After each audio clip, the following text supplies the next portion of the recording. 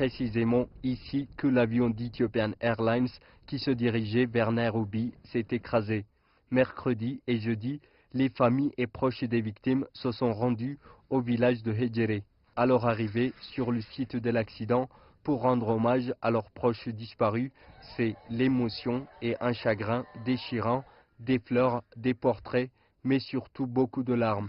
Inconsolables, les familles des victimes ont été rejointes par des villageois résidant près du site de l'accident. Sentayo Shafi est l'un des 157 passagers qui ont péri dans cet accident. Ce mécanicien éthiopien qui travaillait pour la compagnie Moenco en Éthiopie se rendait à Nairobi pour une formation technique. Je savais que mon frère voyageait à Nairobi au Kenya pour une formation. J'ai appris la nouvelle par Facebook. Quand j'ai vérifié l'heure du crash, tout mon corps s'est mis à trembler. Je ne savais pas comment le dire à mes parents. Quand ma mère a appris l'accident, elle s'est évanouie.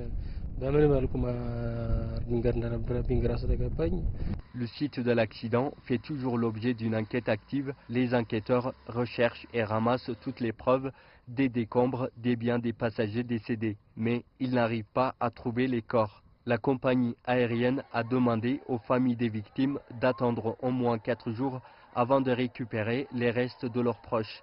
Les familles et proches des victimes sont d'autant plus dévastées et angoissées qu'ils ne peuvent pas voir les corps de leurs proches disparus.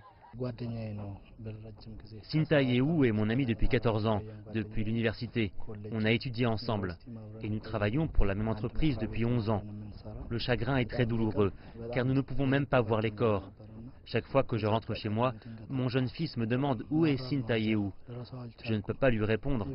Mon fils a vu l'avion écrasé à la télé et depuis il me pose beaucoup de questions et je ne sais pas comment lui expliquer.